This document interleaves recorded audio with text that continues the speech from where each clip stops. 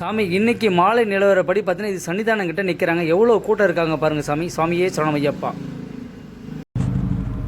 சுவாமியே சரணமையப்பா, சுவாமி சரண சாமி. 19/11/2025 சாமி. இன்றைக்கி நிலவரப்படி பார்த்தீங்கன்னா சபரிமலையில் ஒன்றும் கூட்டங்கள் கட்டுக்கடங்காமல் தான் இருக்குது சாமி. கிட்டத்தட்ட பார்த்தீங்கன்னா பம்பாவிலேருந்து கன்னிமலை கணபதி போகிறதுக்கு 4 மணி நேரம் சொல்லிட்டு சாமிகள் பதிவுகள் நிறைய போட்டுட்ருக்கீங்க. அதேமாதிரி பம்பாவில் வந்து காலை வைக்கக்கூடிய இடம் இல்லாமல் அளவுக்கு இருக்குது சாமி. இன்றைக்கி பார்த்தீங்கன்னா கூட்ட நெரிசலில் ஒரு மாளிகைப்புறம், அதாவது பெண் சாமி ஒருத்தருங்க இறந்துட்டாங்க சாமி. கண்டிப்பாக குழந்தைங்களை கூப்பிட்டு போகிறவங்க, கை குழந்தைய கூப்பிட்டு போகிறவங்க அதுமாரிலாம் ரொம்ப கவனமாக போங்க.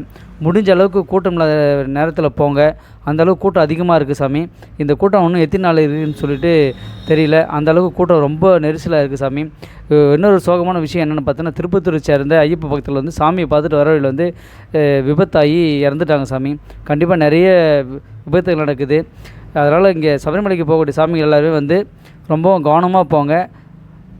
வாகனம் ஓட்டுற ஓட்டுநர்களும் சரி கவனமாக போங்க. சுவாமியே சரணமையப்பா.